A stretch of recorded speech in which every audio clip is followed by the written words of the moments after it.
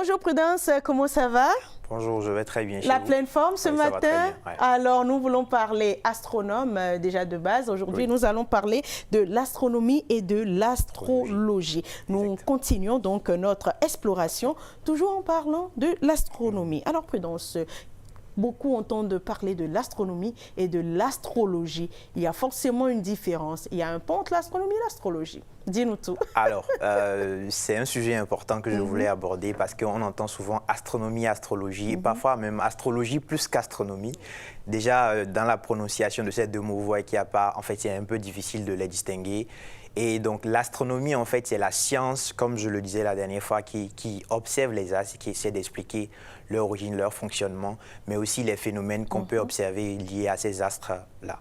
Et donc, l'astrologie, justement, c'est la discipline qui essaie, en fait, de comprendre ou de pouvoir interpréter donc, le positionnement ou le fonctionnement de ces astres-là par rapport à l'influence qu'elle peut exercer sur une personne. Donc, dans l'astrologie, on peut dire peut-être que aujourd'hui, parce qu'il y a une éclipse ou telle étoile a une position donnée, vous allez peut-être vivre un événement majeur, vous allez trouver un emploi ou votre futur conjoint. Voilà.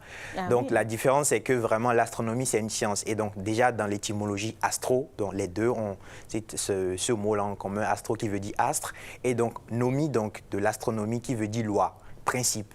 Et en astrologie, donc astro, toujours astre, et logie, ça veut dire discours, parole. Donc dans l'astronomie, il y a loi, principe, et dans l'autre, il y a discours, interprétation. Du coup, l'astrologie est considérée comme pseudo-science, à l'inverse de l'astronomie qui est considérée une science. Parce que le fait de pouvoir dire aujourd'hui que vous êtes Verseau, vous êtes Gémeaux, et que peut-être vous aimez les bananes ou pas. Donc, c'est souvent ce qui est fait en astrologie. Bon, je donne un peu des exemples, mais il n'y a pas de principe mathématiques ou physique, scientifique derrière. Donc, ça ne s'applique pas à tous les hommes, peut-être qu'on considère comme des Gémeaux ou des Verseaux. Donc, en fait, dans l'astrologie, ce n'est pas réplicable, ce n'est pas vérifiable. Mais le principe commun de ces deux sciences, justement, c'est qu'elles se basent d'abord sur les astres. Et est-ce que ces deux sciences ont toujours été séparées, l'astronomie et l'astrologie? Alors, ça, c'est en fait, ce qui permet en fait, de les comprendre aujourd'hui. Alors, au départ, justement, l'homme a toujours été passionné ou curieux par rapport au ciel. Donc, on a toujours levé les yeux au ciel, on a toujours regardé les étoiles. Donc, on a toujours cherché à savoir et à comprendre pourquoi ces étoiles, et on s'est posé des questions, on se pose des questions fondamentales. Pourquoi nous sommes ici? Pourquoi les étoiles nous entourent? Pourquoi la vie? Est-ce qu'il existe de la vie ailleurs? Donc, ces questions-là, au départ, donc, il y a des dizaines de milliers d'années, pour y répondre, on a commencé par développer justement des croyances de la mythologie, en fait. Et c'est de là, en fait, qu'est née l'astrologie, dans une forme de croyance et de religion liées.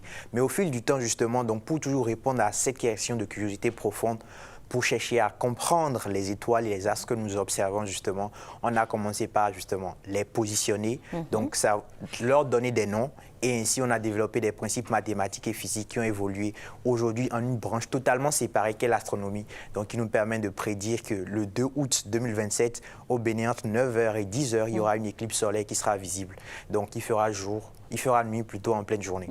Mais l'astrologie n'est pas capable de dire que parce que telle étoile est à telle position aujourd'hui, forcément, dans telle date précisément, j'aurai peut-être un accident ou peut-être je vais trouver 10 millions dans la rue. Ce n'est pas possible. Ben, tu sais, Prudence, on entend parler tout le temps de constellation du zodiaque. Qu'est-ce que cela signifie concrètement? Parce que quand on entend parler de ça, on est bleu.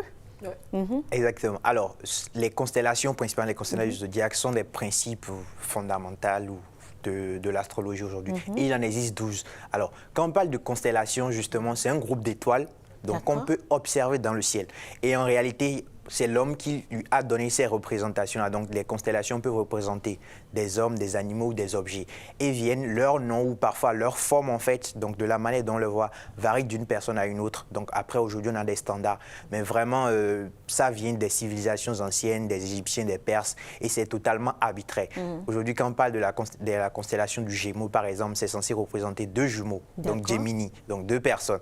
Mais en réalité, quand on montre ces constellations-là, elles ne montrent, en fait, on n'y voit pas directement des personnes. Et donc, en astrologie, justement, ces constellations-là sont 12 et en fait, elles représentent en quelque sorte les 12 mois de l'année, donc répartis généralement à cheval sur 2 mois différents. Et donc, en fonction de la position du soleil dans le ciel, donc le Soleil, dans sa course donc, de l'Est en l'Ouest, le ciel passe dans une constellation donnée. Donc, en fonction de la période, le Soleil, on sait que le Soleil se trouve dans une constellation précise. C'est pour ça, si vous êtes né peut-être en fin janvier, février, vous êtes Verseau, et fin août, je pense, et septembre, vous êtes Vierge. Donc, c'est comme ça, en fait, que voilà, l'astrologie se base sur ces principes-là. Donc, on parle des constellations du zodiaque. C'est intéressant. Et puisqu'on parle du zodiaque, comment est-ce qu'on sait qu'une personne est Cancer, Lion, Verseau, Vierge et Consort? Alors, justement, c'est en fait en fonction de ces distinctions-là, donc de ces différentes constellations. Le principe fondamental, c'est que les constellations, en fonction de leur apparition dans le ciel, au départ, nous permettaient de distinguer les différentes périodes de l'année. C'est ainsi qu'on a créé le calendrier, donc les 12 mois de l'année.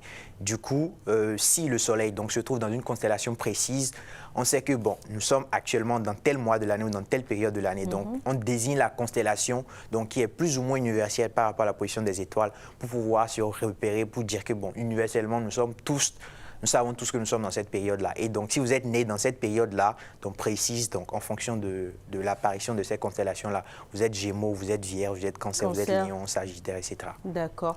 Et pour finir, dis-moi, Prudence, est-ce qu'on peut dire aujourd'hui que l'astrologie a participé d'une manière à l'histoire de l'astronomie?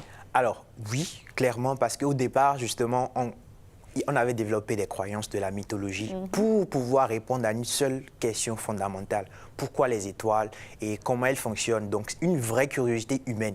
Donc, au fil du temps, plus on s'intéressait à ça à travers la mythologie et toutes les croyances liées, justement, on a commencé par comprendre leurs principes en l'observant. Du coup, c'est comme ça qu'au fil de l'évolution, du développement de la science, en fait, on a pu faire une distinction. Donc, aujourd'hui, l'astronomie permet d'observer, d'étudier, de prédire l'évolution des astres, donc qui nous permettent d'expliquer l'origine de la Terre et de l'univers. Mais l'astrologie, toujours, en fait, reste dans ce principe d'interprétation, donc pour expliquer pourquoi et comment le positionnement de ces astres-là ou leur fonctionnement pourrait influer généralement sur la vie d'une personne individuellement ou d'un groupe de personnes. Ben, merci beaucoup, Prudence Ivy. C'est toujours un plaisir de t'avoir sur ce plateau de Bonjour les vacances. Astronome, un métier qui n'est pas commun à tout le monde. Tu es jeune et un jour, comme tu l'as dit la dernière fois, on veut te retrouver dans l'espace. On veut te savoir dans l'espace, aller explorer l'espace et revenir avec de belles informations. Aurèle, j'espère que tu as tout compris. Hein? Oui, j'ai compris, j'ai tout compris. Et puis, je me suis rendu compte que, en fait, je suis une passionnée d'astronomie et d'astrologie. C'est ça. Avec les explications de Prudence. Oui, c'est très intéressant. Et c'est comme ça, sur Bonjour les vacances, du lundi au vendredi, chers téléspectateurs. Si vous n'avez raté une partie ou une autre, pas de panique. Vous pouvez nous retrouver sur nos plateformes Facebook, YouTube, Instagram, TikTok, en tapant BeneTV-SRTV tout simplement et ajoutez Bonjour les vacances. Vous avez tout le programme du début jusqu'à la fin. Merci de nous avoir suivis. Ici, nous allons un peu danser. Avant de vous laisser, Gis était sur ce plateau à l'entame et donc nous dansons encore sur du Adja Piano. Prudence avec moi, Aurèle avec moi. On danse et on dit belle journée à nos téléspectateurs.